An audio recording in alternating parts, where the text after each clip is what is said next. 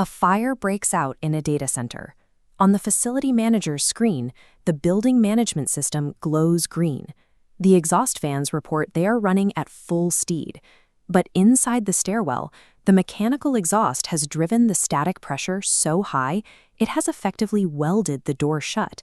Occupants cannot physically push it open, trapping them inside the burning room. A digital command sent by software is not a guarantee of physics.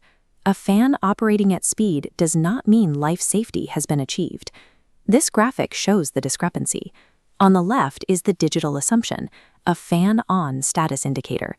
On the right are the physical metrics of survival, measured differential pressure, exact airflow velocities, and the mechanical force required to open a door. Relying on a digital status without field proof creates a lethal illusion. We have to close the feedback loop between the control panel command and the physical reality of the building. This cross-section maps the objective, translating a fire alarm into stable airflow. The system divides the building into 3 pressure zones. On the middle floor, where the fire is located, the environment is driven into negative pressure, pulling hot smoke upward and containing the layer. At the exact same time, adjacent floors and protected stairwells are flooded with blue pressurized makeup air. This creates a positive pressure barrier that actively pushes back against the smoke boundary. Maintaining this relationship during a 5.0 megawatt equipment fire is a fragile thermodynamic math problem. Alter one variable, and the entire safety envelope collapses. You cannot program this balance with universal defaults or prepackaged assumptions. The extraction rate must be engineered backward from the specific characteristics of the fire itself. We are mathematically modeling a massive 5.0 megawatt fire, highly localized within a single data hall equipment rack. This diagram maps the physics of the plume. A convective heat release rate of 3,500 kilowatts pulls in surrounding air, generating a plume mass flow of 13.03 kilograms per second by the time it reaches our 3-meter safety height. Because heat violently expands air, this equation adjusts for the temperature shift. At 570.4 Kelvin, that 13.03 kilograms of mass expands into 21.16 cubic meters of volumetric smoke flow every single second. That volume dictates the minimum exhaust required just to control the smoke layer. To maintain our target negative pressure against the surrounding clean zones, we have to extract even more. Reconciling both requirements dictates an absolute extraction target of 32.0 cubic meters per second. If the exhaust fans pull even slightly less, the smoke layer drops below 3 meters, blinding the escape routes. You cannot pull 32 cubic meters of air out of a sealed room without replacing it. The immediate physical challenge is introducing that replacement air without blowing smoke directly into the exits. Looking at the lower level, blue vectors show mechanical makeup air entering the room.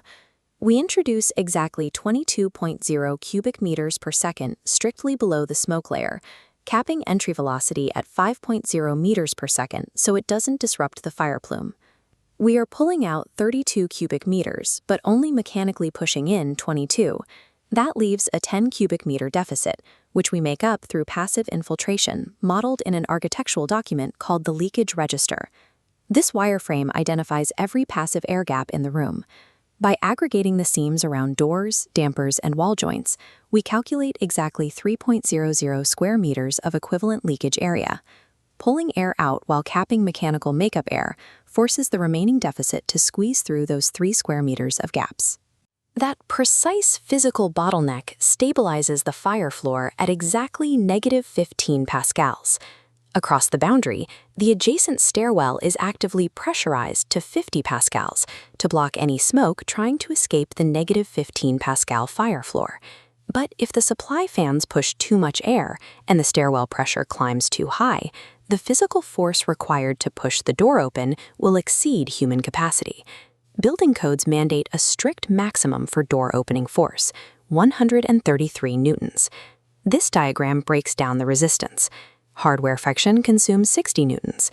Subtracting that from the 133 newton limit leaves 73 newtons of available force. Applied across a standard door surface area, the calculation hits a hard ceiling, 62.6 pascals of maximum static pressure. The engineering envelope is razor thin. The stairwell must stay above 50 pascals to stop the smoke, but below 62.6 pascals so people can physically escape. The hardware executes this math starting at the power source. On the right, the variable frequency drive receives a bypass from the FACP zone logic. It ignores thermal limits and runs the motor to destruction to maintain life safety airflow. Now consider a catastrophic failure scenario. All egress doors suddenly close at once, and a mechanical relief damper fails to open. Deprived of its exhaust route, the stairwell pressure instantly spikes to 81.2 pascals. It blows past the 62.6 pascal limit, and the doors lock shut against the occupants. Or consider a second failure. The fire panel commands a smoke damper to open, but a piece of construction debris jams the physical actuator blade in the duct. The graphic on the control screen means nothing if the system doesn't register the mechanical end switch. When it fails to engage, the panel recognizes a mismatch, triggers a fault alarm, and isolates the path. When automatic logic encounters a physical failure it cannot solve, the firefighter's smoke control station takes over, granting first responders absolute manual priority. A life safety network secures the building through its deterministic, pre-programmed responses to mechanical failure and sensor loss. Factory testing proves the panel logic. Site testing proves the fan blades rotate. But only integrated systems testing proves that the architectural envelope successfully moved air. This requires physical tools, calibrated pitot tubes traversing ducts, hot wire anemometers reading louver velocity, and force gauges pulled against actual door handles. This timeline visualizes a common clock field test. At 0 seconds, the panel accepts the alarm. It sends commands, damper stroke open, and fans spool up. At exactly 77 seconds, the final, slowest physical pressure requirement stabilizes. Building codes mandate a strict 90-second deadline for full stabilization. That 77-second physical proof leaves exactly a 13-second safety margin. Interim commands do not stop this clock. A relay clicking or a dashboard turning green does not matter. Only measured physical reality counts. Passing this integrated test proves the thermodynamic equations survived their translation into physical hardware. Once the fire is out, normal HVAC systems cannot automatically restart, which would pump fresh air directly into a highly toxic, compromised zone.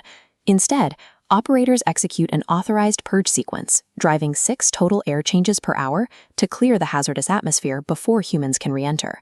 A green light on a screen provides zero protection if the stairwell door is pinned shut by invisible static pressure. Data center smoke control is an unbroken, engineered chain of custody, extending from the first principles of plume thermodynamics directly to the physical handle of the exit door. Factory testing proves the panel logic. Site testing proves the fan blades rotate. But only integrated systems testing proves that the architectural envelope successfully moved air. This requires physical tools, calibrated pitot tubes traversing ducts, hot wire anemometers reading louver velocity, and force gauges pulled against actual door handles. This timeline visualizes a common clock field test. At 0 seconds, the panel accepts the alarm. It sends commands, dampers stroke open, and fans spool up. At exactly 77 seconds, the final, slowest physical pressure requirement stabilizes. Building codes mandate a strict 90-second deadline for full stabilization. That 77-second physical proof leaves exactly a 13-second safety margin. Interim commands do not stop this clock. A relay clicking or a dashboard turning green does not matter. Only measured physical reality counts. Passing this integrated test proves the thermodynamic equations survived their translation into physical hardware. Once the fire is out, normal HVAC systems cannot automatically restart, which would pump fresh air directly into a highly toxic, compromised zone. Instead, operators execute an authorized purge sequence, driving 6 total air changes per hour to clear the hazardous atmosphere before humans can re-enter.